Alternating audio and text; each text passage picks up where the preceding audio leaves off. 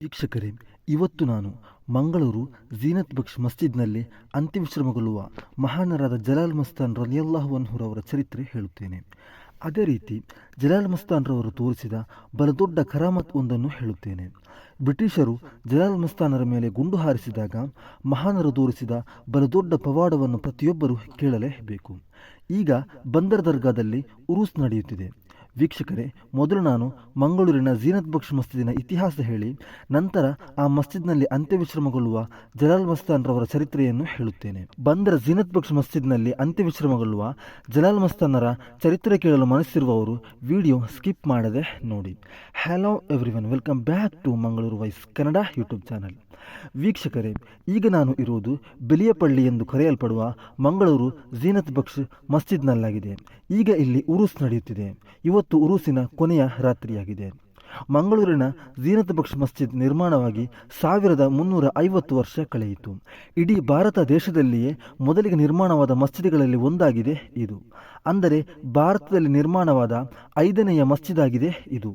ಕೇರಳದ ರಾಜ ಚೇರುಮನ್ ಪೇರುಮಾಳರ ಆತಿಥ್ಯದಲ್ಲಿ ಮದೀನಾದಿಂದ ಬಂದಂತಹ ಹಜರತ್ ಮಾಲಿಕ್ ದಿನಾರ್ ರಲಿಯಲ್ಲಾಹು ಅನ್ಹು ಮತ್ತು ಪರಿವಾರದವರು ದಕ್ಷಿಣ ಭಾರತದಲ್ಲಿ 11 ಮಸೀದಿಗಳನ್ನು ನಿರ್ಮಿಸಿದರು.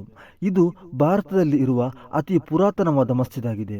ಅದರಲ್ಲಿ ಒಂದಾಗಿದೆ ಮಂಗಳೂರಿನ ಬಂದರ್ನಲ್ಲಿ ಇರುವ ಝೀನತ್ ಬಕ್ಷ್ ಮಸ್ಜಿದ್. ಪಾಕನ್ನೂರ್ ಮಸ್ಜಿದ್ ಎಂದು ಕರೆಯುವ ಬಾರ್ಕೂರ್ ಮಸೀದಿಯ ನಿರ್ಮಾಣದ ವೇಳೆ ಮಾಲಿಕ್ ಬಿನ್ ಹಬೀಬರು ಮಂಗಳೂರಿಗೆ ಸಮುದ್ರ ಮಾರ್ಗದ ಮೂಲಕ ತಲುಪಿದರು. ಮಂಗಳೂರಿನಲ್ಲಿ ಮಸೀದಿ ನಿರ್ಮಾಣಕ್ಕೆ ಒಂದು ತಾಣದ ಹುಡುಕಾಟ ನಡೆಯಿತು. ನಂತರ ಬಂದರ ಪ್ರದೇಶವನ್ನು ಆಯ್ಕೆ ಮಾಡಲಾಯಿತು. ಬಂದರ್ ಮಸೀದಿಗೆ ಅರೇಬಿಯಾದಿಂದ ತಂದ ಅಮೃತ ಶಿಲೆಯಲ್ಲಿ ಶಿಲಾನ್ಯಾಸ ಮಾಡಲಾಯಿತು.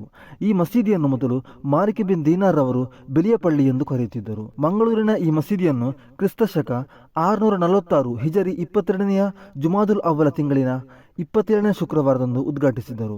ಇದರ ನಂತರ ತುಂಬಾ ವರ್ಷಗಳ ಬಳಿಕ ಮೈಸೂರಿನಲ್ಲಿ ಟಿಪ್ಪು ಸುಲ್ತಾನರ ಆಡಳಿತ ಬಂತು. ಹೈದರಾಳಿ ಮತ್ತು ಟಿಪ್ಪು ಸುಲ್ತಾನರ ಆಡಳಿತ ಕಾಲದಲ್ಲಿ ಈ ಮಸೀದಿಯು ಜನಪ್ರಿಯತೆಯನ್ನು ಪಡೆಯಿತು. ಟಿಪ್ಪು ಸುಲ್ತಾನರು ತನ್ನ ಆಡಳಿತಾವಧಿಯಲ್ಲಿ ಈ ಮಸೀದಿಯನ್ನು ಜೀರ್ಣೋದ್ಧಾರಗೊಳಿಸಿದರು. ಈಗಿನ ಮಂಗಳೂರು ಜಿಲ್ಲಾಧಿಕಾರಿ ಕಚೇರಿ ಇರುವ ಜಾಗ ಮೊದಲು ಅದು ತುಳುನಾಡಿನ ಅರಸರ ಅರಮನೆಯಾಗಿತ್ತು. ಕಾಲಾನಂತರದಲ್ಲಿ ಅದನ್ನು ಪೋರ್ಚುಗೀಸರು ಮತ್ತು ಬ್ರಿಟಿಷರು ವಶಪಡಿಸಿಕೊಂಡು ಅದನ್ನು ಕೋಟೆ ಮಾಡಿದರು. ಅದರ ನಂತರ ಮೈಸೂರಿನ ಹುಲಿ ಟಿಪ್ಪು ಸುಲ್ತಾನರು ಆ ಕೋಟೆಯನ್ನು ವಶಪಡಿಸಿ ನಂತರ ಅಲ್ಲಿ ತನ್ನ ಸೈನ್ಯದ ತುಕಡಿಯನ್ನು ಅಲ್ಲಿ ನಿಯೋಜಿಸಿದರು. ಅಲ್ಲಿನ ಸೈನಿಕರು ನಮಾಜ್ ಮಾಡಲು ಇದೇ ಬಂದರಿನ ಝೀನತ್ ಬಕ್ಷ್ ಮಸ್ಜಿದಿಗೆ ಬರುತ್ತಿದ್ದರು.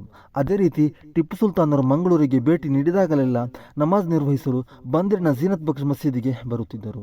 ನಂತರ ಈ ಮಸೀದಿಯ ಜೀರ್ಣೋದ್ಧಾರ ಮಾಡಲು ಟಿಪ್ಪು ಸುಲ್ತಾನರು ಯೋಜನೆ ಹಾಕಿದರು. ಅದಕ್ಕಾಗಿ ತನ್ನ ರಾಜ್ಯದಲ್ಲಿರುವ ಅತ್ಯಂತ ಉತ್ಕೃಷ್ಟ ಗುಣಮಟ್ಟದ ಬೀಟಿ ತೇಗದ ಮರಗಳನ್ನು ಮಂಗಳೂರಿಗೆ ಕಳುಹಿಸಿದರು. ಈ ಮಸ್ಜಿದಿನ ಸೌಂದರ್ಯ, ಮರದ ಕೆತ್ತನೆಗಳ ಕೆಲಸಗಳು ಕಣ್ಣು ಕೋರಿಸುವಂತಹ ಈ ಮಸೀದಿಯ ಸೌಂದರ್ಯವನ್ನು ಕೊಂಡು ಟಿಪ್ಪು ಸುಲ್ತಾನರು ಝೀನತ್ ಬಕ್ಷ್ ಎಂದು ಈ ಮಸೀದಿಯನ್ನು ಕರೆದರು. ಟಿಪ್ಪು ಸುಲ್ತಾನರ ಈ ಉದ್ಗಾರವು ನಂತರ ಮಸೀದಿಗೆ ಇದೇ ಹೆಸರಾಯಿತು.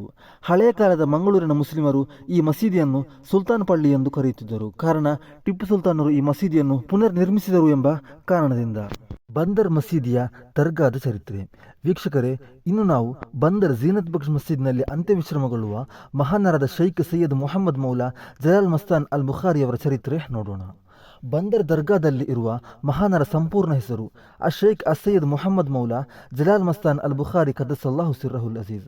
ಜಲಾಲ್ ಮಸ್ತಾನ್ ರವರು ಅಹಮದ್ ಹಾಗೂ ಫಾತಿಮಾ ದಂಪತಿಗಳ ಮಗನಾಗಿ ಹಿಜರಿ 1284 ರಜಬ್ 27ರಂದು ಶುಕ್ರವಾರ ರಾತ್ರಿ ಲಕ್ಷದ್ವೀಪದ ರಾಜಧಾನಿಯಾದ ಕವರತ್ತಿಯಲ್ಲಿ ಜನಿಸಿದರು. ಜಲಾಲ್ ಮಸ್ತಾನ್ ರವರ ಊರು ಲಕ್ಷದ್ವೀಪವಾಗಿದೆ. ಅಲ್ಲಿಯಾಗಿದೆ ಇವರ ಕುಟುಂಬ ಪರಂಪರೆ ಇರುವುದು. ಮಹಾನರಾದ ಜಲಾಲ್ ಮಸ್ತಾನ್ ರವರು ಜನಿಸುವಾಗಲೇ ಔಲಿಯಾ ಆಗಿ ಜನಿಸಿದರು. ಲಕ್ಷದ್ವೀಪದ ಕವರತ್ತಿಯಿಂದ ಮಂಗಳೂರಿಗೆ ಬಂದು ಹೋಗುತ್ತಿದ್ದರು. ಕೊನೆಗೆ ಅಂತ್ಯವಿಶ್ರಮಗೊಳ್ಳುವ ತಾಣ ಅದು ಮಂಗಳೂರಾಯಿತು.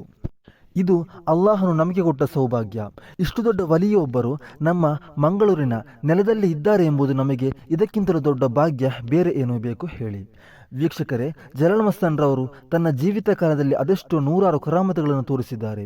ಅದರಲ್ಲಿ ಒಂದನ್ನು ಈಗ ನಾನು ಹೇಳುತ್ತೇನೆ. ಬ್ರಿಟಿಷರು ನಮ್ಮ ಈ ಭಾರತ ದೇಶವನ್ನು ಆಳುತ್ತಿದ್ದ ಕಾಲ ಮಹಾನರಾದ ಜಲಾಲ್ ಮಸ್ತಾನ್ ರವರು ಲಕ್ಷದ್ವೀಪದಿಂದ ಮಂಗಳೂರು ಕಡೆಗೆ ಪಾಳಹಡಗಿನಲ್ಲಿ ಬರುತ್ತಿದ್ದರು. ಪಾಳಹಡಗು ಎಂದರೆ ಮಲಯಾಳಂನಲ್ಲಿ ಇದನ್ನು ಪಾಯಕಪ್ಪಲ್ ಅಂತ ಕರೆಯುತ್ತಾರೆ. ಇಂಗ್ಲಿಷ್ನಲ್ಲಿ ಸಾಮಾನ್ಯವಾಗಿ ಸೈಲ್ ಶಿಪ್, ಸೈಲ್ ಬೋಟ್ ಅಂತೆಲ್ಲ ಹೇಳುತ್ತಾರೆ. ಪಾಳಹಡಗು ಗಾಳಿಗೆ ಅನುಸಾರವಾಗಿ ಸಂಚರಿಸುತ್ತೆ. ಇವರು ಸಮುದ್ರದಲ್ಲಿ ಪಾಳಹಡಗಿನಲ್ಲಿ ಬರುತ್ತಿರುವಾಗ ಇವರ ಹಡಗಿನ ಹಿಂದೆ ಬ್ರಿಟಿಷರ ಯುದ್ಧದ ಹಡಗು ಬರುತ್ತಿತ್ತು. ಆ ಕಾಲದಲ್ಲಿ ಬ್ರಿಟಿಷ್ ಸರ್ಕಾರ ಒಂದು ನಿಯಮ ಜಾರಿಗೊಳಿಸಿತ್ತು.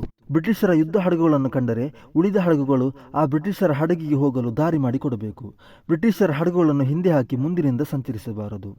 ಆದರೆ ಮಹಾನರಾದ ಜಲಾಲ್ ಮಸ್ತಾನ್ ರವರ ಪಾಳ ಹಡಗು ಅತಿ ವೇಗದಲ್ಲಿ ಮುಂದಿನಿಂದ ಸಂಚರಿಸಿತು. ಬ್ರಿಟಿಷರ ಹಡಗು ಸಂಚರಿಸಲು ಜಾಗ ಬಿಟ್ಟುಕೊಟ್ಟಿಲ್ಲ. ಭಯಂಕರ ವೇಗತೆಯಿಂದ ಮಹಾನರ ಪಾಳ ಹಡಗು ಸಂಚರಿಸಲು ಶುರು ಮಾಡಿತ್ತು. ಇದನ್ನು ಕಂಡಾಗ ಕೋಪಗೊಂಡ ಬ್ರಿಟಿಷ್ ಅಧಿಕಾರಿಗಳು ತಮ್ಮ ಯುದ್ಧ ಹಡಗಿನ ವೇಗತೆ ಹೆಚ್ಚಿಸಿದರು. ಒಂದು ಅದ್ಭುತ ಏನೆಂದರೆ, ಬ್ರಿಟಿಷರ ಯುದ್ಧ ಹಡಗಿನ ವೇಗತೆ ಹೆಚ್ಚಿಸುವಾಗ ಅದಕ್ಕಿಂತಲೂ ವೇಗತೆಯಿಂದ ಜಲಾಲ್ ಮಸ್ತಾನ್ ರವರ ಮಹಾನರ ಪಾಳ ಹಡಗು ಸಂಚರಿಸುತ್ತಿತ್ತು. ಯಾವುದೇ ವಿಧದಲ್ಲೂ ಜಲಾಲ್ ಮಸ್ತಾನ್ ಮಹಾನರ ಪಾಳ ಹಡಗನ್ನು ಹಿಂದಿಕ್ಕಲು ಓವರ್ಟೇಕ್ ಮಾಡಲು ಬ್ರಿಟಿಷರಿಗೆ ಸಾಧ್ಯವಾಗುತ್ತಿಲ್ಲ. ಬ್ರಿಟಿಷರ ಕೋಪ ನೆತ್ತಿಗೇರಿತ್ತು. ನಿಯಮ ವಿರುದ್ಧವಾಗಿ ಯುದ್ಧ ಹಡಗಿಗೆ ದಾರಿ ಬಿಟ್ಟುಕೊಡದೆ ಸಂಚರಿಸುತ್ತಿದ್ದಾರೆ. ಒಂದು ಪಾಳ ಹಡಗಿಗೆ ಯುದ್ಧ ಹಡಗಿನಷ್ಟು ವೇಗತೆ ಇಲ್ಲ, ಆದರೆ ಇಲ್ಲಿ ಮಹಾನರ ಕರಾಮತ್ ಆಗಿದೆ ನಡೆಯುತ್ತಿರುವುದು. ಕೋಪಗೊಂಡ ಬ್ರಿಟಿಷ್ ಅಧಿಕಾರಿಗಳು ಮಹಾನರಾದ ಜಲಾಲ್ ಮಸ್ತಾನ್ ರವರ ಪಾಳ ಹಡಗಿಗೆ ಗುಂಡು ಹಾರಿಸಿದರು. ಬ್ರಿಟಿಷರು ಗುಂಡು ಹಾರಿಸಿದಾಗ ಮಹಾನರಾದ ಜಲಾಲ್ ಮಸ್ತಾನ್ ರವರು ತನ್ನ ಕೈಯನ್ನು ಎತ್ತಿ ತೋರಿಸಿದರು, ಅಂಗೈಯನ್ನು ತೋರಿಸಿದರು. ಬ್ರಿಟಿಷರ ಗುಂಡುಗಳೆಲ್ಲ ಜಲಾಲ್ ಮಸ್ತಾನ್ ರವರ ಅಂಗೈಗೆ ಬಂದು ತಾಗಿ ರಿಟರ್ನ್ ಅದು ಬ್ರಿಟಿಷರ ಹಡಗಿನ ಬಳಿ ತಿರುಗಿ ಹೋಯಿತು.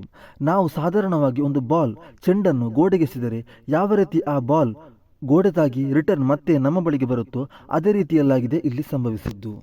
ಇಂತಹ ನೂರಾರು ಕರಾಮತುಗಳನ್ನು ತೋರಿಸಿದ ಮಹಾನರಾಗಿದ್ದಾರೆ ಬಂದರ್ ಜಲಾಲ್ ಮಸ್ತಾನ್ ಕದಸಲ್ಲಾಹು ಸಿರ್ರಹುಲ್ ಅಜೀಜ್. ಜಲಾಲ್ ಮಸ್ತಾನ್ ರವರು ತನ್ನ 63ನೇ ವಯಸ್ಸಿನಲ್ಲಿ ಹಿಜರಿ 1347 ದುಲ್ಕಾದ್ 23 ಶನಿವಾರದಂದು ಲುಹಾ ಸಮಯ ಅಲ್ಲಾಹನ ರಹಮತಿನ ಕಡೆ ಯಾತ್ರೆಯಾದರು. ಮಂಗಳೂರಿನ ಝೀನತ್ ಬಕ್ಷ್ ಜುಮಾ ಮಸ್ಜಿದಿನಲ್ಲಿ ಎಡಭಾಗದಲ್ಲಿ ಅವರನ್ನು ದಫನ ಮಾಡಲಾಯಿತು. ಅಲ್ಲಾಹು ಈ ಮಹಾನರ ಬರ್ಕತ್ತಿನಿಂದ ನಮ್ಮೆಲ್ಲರ ಪಾಪಗಳನ್ನು ಮನ್ನಿಸಲಿ, ಆಮೀನ್. ವೀಕ್ಷಕರೇ, ನಮ್ಮಲ್ಲಿ ಅನೇಕ ಜನರಿಗೆ ಬಂದರ್ ಮೂಲರ ಚರಿತ್ರೆ ಗೊತ್ತಿಲ್ಲ. ಆದ್ದರಿಂದ ಸರ್ವ ಜನರಿಗೂ ಈ ವಿಡಿಯೋ ಕಳುಹಿಸಿರಿ.